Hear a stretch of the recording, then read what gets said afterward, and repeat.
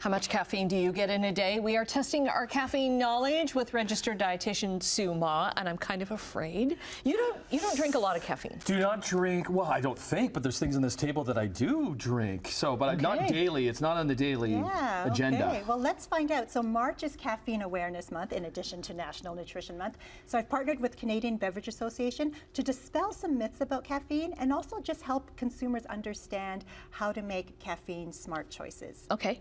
So we're going to play a little true-false quiz, right? And you have your paddles, true or false. Okay. And I'll start with the first question. Question 1, true or false? The maximum daily intake of caffeine for adults is the amount of caffeine found in 4 cups of coffee. What do you think? True or false? 4 cups of coffee. False, false. The answer is false. You're right, yeah. So caffeine is naturally found in some products and it's also added to products. Okay. And according to Health Canada, adults can consume up to 400 milligrams of caffeine a day, but if you're pregnant or breastfeeding, the maximum is 300 milligrams, right? So like, what does that look like? Yeah, I was gonna say, what is a cup? What does it look like? Yeah. So this is a cup of coffee, 250 milliliters, not a mug of coffee. Oh, Right, okay, so like that's like the mug that we normally not have. A mug. A cup of coffee can contain anywhere from 130 to 190 milligrams of caffeine. So maybe 2 of these could give you your maximum for the day. Okay. A cup of tea, 50 milligrams of caffeine. So it's not bad. So I have about 4, I do have 4 mugs of tea a day in the morning. Yeah, So here's the thing though, you use the same tea bag. Yeah, does that make a difference? It dilutes it. It would dilute it, so you wouldn't be having it as much. Caffeine exactly. A regular or diet cola, can of cola, contains anywhere from 35 to 50 milligrams of caffeine. Chocolate milk, 1 cup, 8 milligrams of caffeine. So there's caffeine in different beverages. Negligible. And then we have energy drinks. So energy drinks also contain caffeine, and the amount of caffeine depends on the size and also on the brand. So it could be anywhere from 80 milligrams up to 180 milligrams of caffeine in a can. This is 180 compared to 80? That has a little bit less than 180. If you read the label, I think that says 166, but you can see you're almost getting like, twice the amount, right? So, Okay, so you did well on the first question. Yay. Question number 2. True or false? Energy drinks are called supplemented foods. Energy drinks are called supplemented foods. True or false? Well, the answer is true. It is.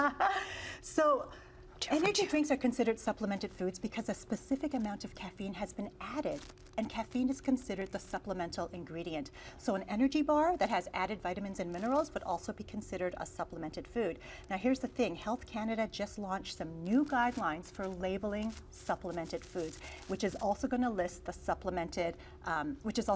the caffeine amount. So let's take a look at the supplemented food facts table. This is the caution symbol. We want to see the food facts. And it's a supplemented food. Yeah, it looks a lot like the nutrition facts label that you would see in a food product.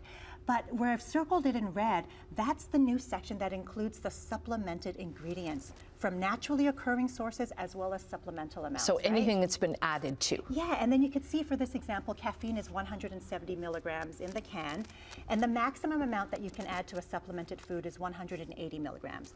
So another thing with the labeling is that some supplemented foods contain certain ingredients that should not be consumed in excess by the general population as well as those who are pregnant, breastfeeding children, vulnerable groups. So you're going to see a caution symbol, and so we're going to take a look at the caution symbol. It looks like an exclamation mark. This is the caution box. We want to see the caution symbol. Was it the first one we maybe saw? It was the first one that we saw. So the caution there. symbol is on the front of the package, and what you do when you see that caution symbol is turn to the back and look for this, the caution box. Okay. Gotcha. Now in the caution box, there's information to tell you who should not be consuming the product, children, pregnant women, those who might be sensitive to caffeine. It tells you what the maximum serving is in a day, and it also says, hey, listen, if you're going to consume one of these supplemented foods, don't consume another supplemented food on the same day, and avoid taking supplements that have the same supplemental ingredients. So this labeling is going to be very informative to help consumers make wise choices. Okay, we've got about 30 seconds left. Yeah, so the last question, true or false, caffeine can improve exercise performance. True or false? They're always changing this. I'm going to say that. It is true, So caffeine can reduce our perception of fatigue and help us go a little longer and maintain our performance. So people who engage in endurance activities, running, swimming, cycling, cross-country skiing, can benefit from caffeine. Okay. Awesome. So I guess I'll continue to be making Annette's teas daily. You will do that. Thank you, Sue. Thanks so much. We'll get all your links up on our website, chch.com/morninglive.